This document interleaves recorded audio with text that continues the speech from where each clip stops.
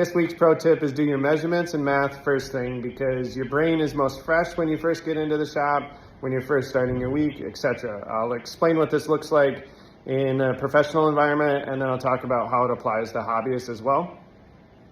So in the professional environment, we're Monday morning right now, so I've spent the last few hours doing billings, payroll, making sure materials are where they need to be for lead times, figuring out where we're going to have crew exactly during the week. We do projections weekly, monthly, quarterly, and annually. So this is where we kind of touch in to see how we doing. Are we on track? Are we behind?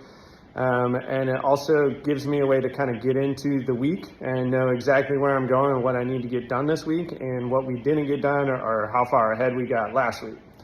And then what I try to do for the crew is get them doing the same thing. So they're doing their measurements and takeoffs and stuff first thing in the week. And then towards the end of the week, we try and keep it lighter, because I don't want them going into days off thinking about that mistake that they made on their last day that they were on the clock. So the way that this manifests in a hobbyist environment is going to be, you want to, let's say you have Saturday, Sunday.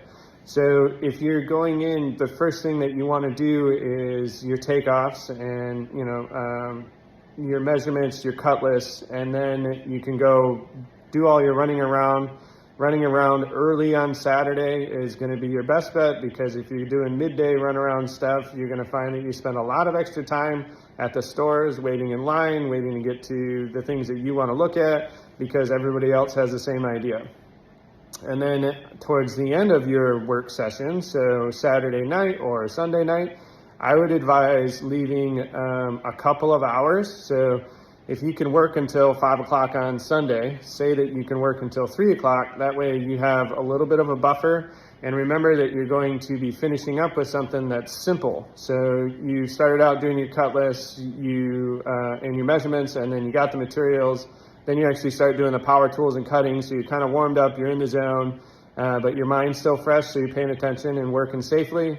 And then you can get into assembly and then finish off with either assembly or sanding, depending on where you're at, or ideally maybe get finished on it and then let that sit.